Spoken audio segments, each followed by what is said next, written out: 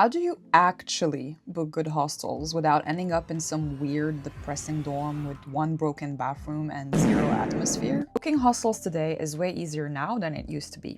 But there's also way more bad information online. A hostel can have amazing photos and still be absolutely terrible for solo travelers. So here's exactly how to book hostels. First thing, don't just use one booking site anymore.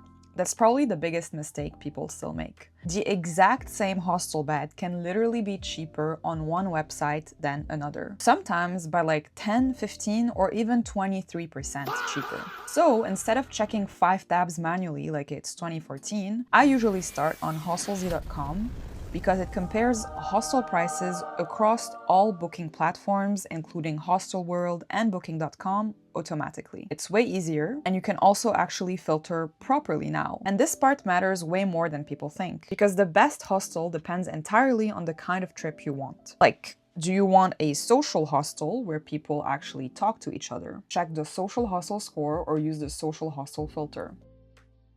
Do you want a quiet hostel where nobody's vomiting in the hallway at 3 a.m.? Use the quiet hostel filter.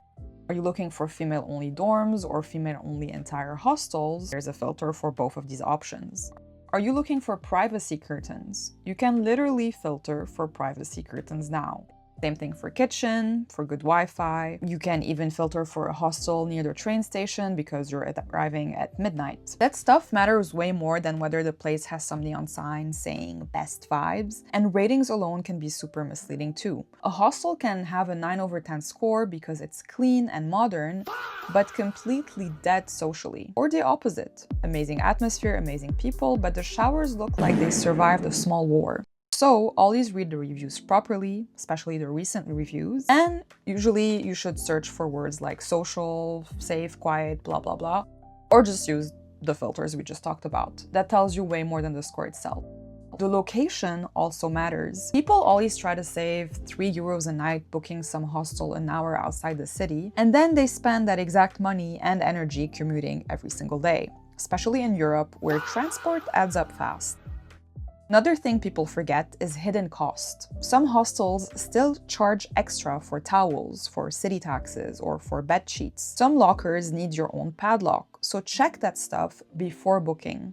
And if you're traveling in summer in Europe, book earlier than you think. Cities like Barcelona, Amsterdam, London, or Paris tend to have their hostels, their good hostels, disappear ridiculously fast now.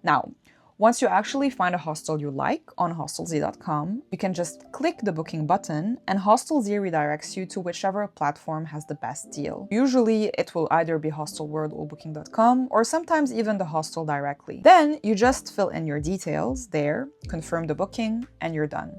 Pretty much the same booking process as normal. Except now you already know you're getting the cheapest option first, and the best one for your travel style, depending on the filters you use. Honestly, using Hostels.com first just saves time, because it basically combines everything together in one place. You can compare prices, ratings, locations, hostel styles, and even compare hostels side by side now, which is ridiculously useful when every hostel starts sounding the same after a while. And one final thing, don't obsess over finding the perfect hostel. Some of my favorite travel memories came from hostels that looked average online. The right people and just, luck matter way more than the perfect bunk bed. Anyway, that's basically how to book hostels. It's a simple process. A little research upfront saves you a lot of money and a lot of terrible nights later. And if you've got any hostel disaster or hidden gems, leave them in the comments, because honestly, those recommendations are usually better than half the internet anyway.